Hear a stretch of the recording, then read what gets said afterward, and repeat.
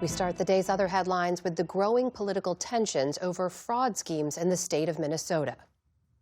No, you all continue to fail. We've done nothing. You've had the gavel, Mr. Comer. We barely do hearings on anything that actually affects change. At a sometimes contentious hearing on Capitol Hill today, the House Oversight Committee heard from Republican state lawmakers who claimed that state officials resisted efforts to address systemic financial wrongdoing. Committee Chairman Republican James Comer said the fraud was rampant. Minnesota social services, which are funded by you, the American taxpayer, are being ripped off. The breadth and depth of this fraud is breathtaking. And I fear that this is just the tip of the iceberg. The issue has become a lightning rod for President Trump and many top Republicans who point to the involvement of members of Minnesota's Somali community in carrying out pandemic-era fraud schemes. Today, Democratic Representative Summer Lee pushed back. Republicans have cherry-picked a blue state and an immigrant population, vulnerable, to demonize. To be clear, Minnesota is not the only state with a fraud problem. To truly tackle waste, fraud, and abuse, we need to approach the issue with a scalpel, not a mallet. Minnesota Governor Tim Walz called today's proceedings a show hearing. Chairman Comer has threatened to subpoena Walz, as well as Attorney General Keith Ellison, to force them to testify about the ongoing probe in their state. A GOP spokesperson said today that neither Democrat has confirmed that they'll attend a hearing scheduled for February, though they still have several weeks to do so. Florida Governor Ron DeSantis is calling for a special session of the state's legislature in April to redraw its congressional maps. At a news conference today, DeSantis said the session is aimed at getting out ahead of a Supreme Court ruling that bars discrimination in voting systems. The governor says at least one or two districts in Florida could be affected. The state joins a nationwide redistricting effort ahead of this year's midterm elections. Republicans currently hold 20 of Florida's 28 congressional seats.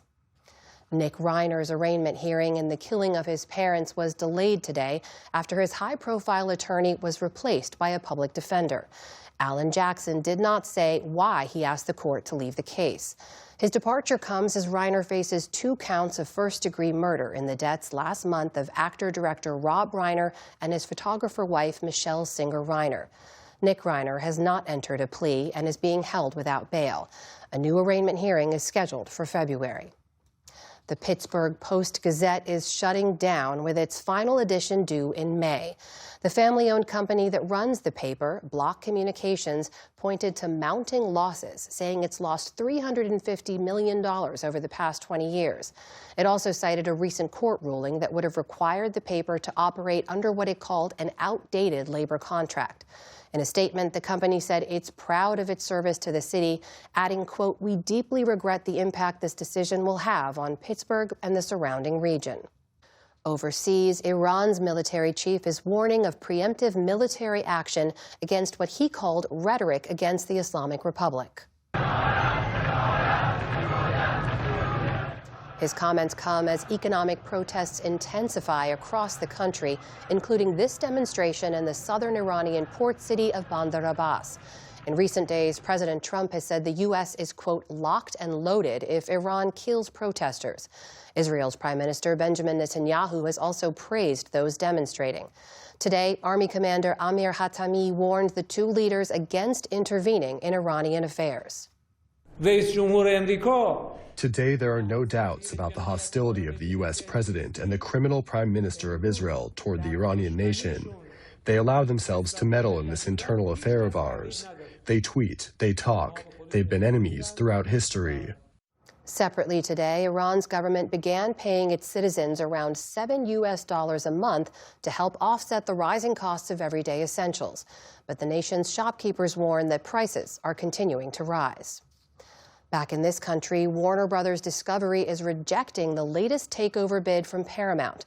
Instead, the company is telling shareholders to stick with a plan to sell its streaming and studio businesses to rival Netflix for about $72 billion. The announcement is the latest roadblock for Paramount boss David Ellison and his billionaire father Larry Ellison, who'd offered to provide around $40 billion in financing for the deal. Warner Brothers shares ended slightly higher after the news. Elsewhere on Wall Street, stocks ended mixed. The Dow Jones Industrial Average lost 466 points. The Nasdaq managed a slight gain of nearly 40 points. The S&P 500 ended lower for the first time in 4 sessions. Still to come on the News Hour, we speak with Democratic leader Hakeem Jeffries and Republican Don Bacon. The long rebuilding process 1 year after the devastating Los Angeles fires. And new dietary guidelines are set to bring changes for school lunches and the food industry at large. This is the PBS NewsHour from the David M. Rubenstein studio at WETA in Washington, headquarters of PBS News. Wait just a second, we have one more thing to share. We want to say a heartfelt thank you for watching and supporting PBS News. Without you, we simply wouldn't be able to provide the news and the information that you trust. So thank you from everybody here at PBS News.